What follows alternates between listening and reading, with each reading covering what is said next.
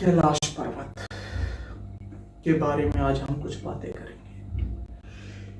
ऐसा नहीं है कि कैलाश पर्वत के बारे में हम कुछ जानते नहीं हैं। बहुत से लोग हैं, बहुत सी कथाएं हैं, कुछ ना कुछ आपने भी सुना होगा। बहुत से लोगों ने रिसर्च किया। कहते हैं कि कैलाश पर्वत, कैलाश से नाम निकलता है तो एक ही आपके दिमाग में घूमेगा, भगवान शिव।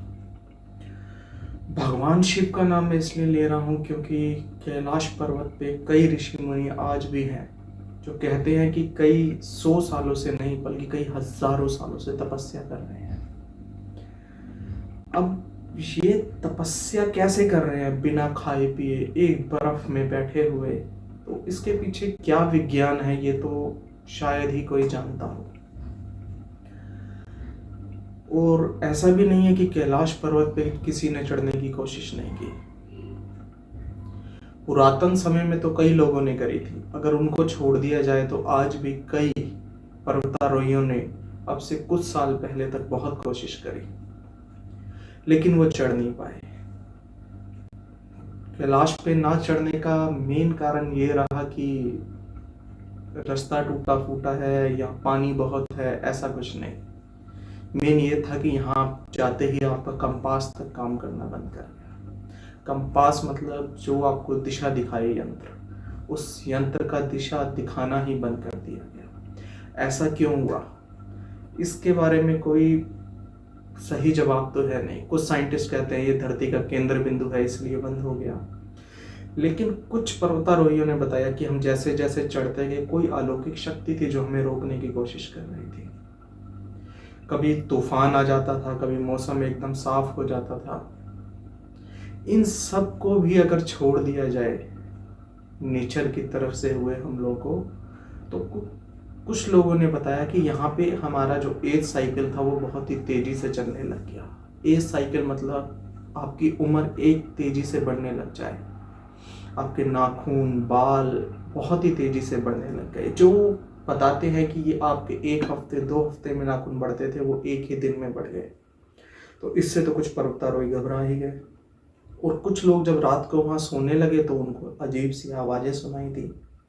कहते हैं पूरे कैलाश पर्वत पे एक ओरा सा मंडराता है 24 घंटे। ये ओरा ओम ध्वनि कुछ लोग बताते हैं, कुछ लोग इसको परमात्मा की आवाज़ कहते हैं। अलग अलग लोगों का अलग अलग कहना है। और सबसे हैरानी की बात कि कुछ लोग कहें कि कैलाश पर्वत बहुत ऊंचा है शायद इसलिए नहीं चढ़ पाए होंगे, लेकिन ऐसा कुछ नहीं है। एवरेस्ट जो सबसे ऊंची चोटी मानी जाती है कैलाश पर्वत से 2200 मीटर ऊंची है।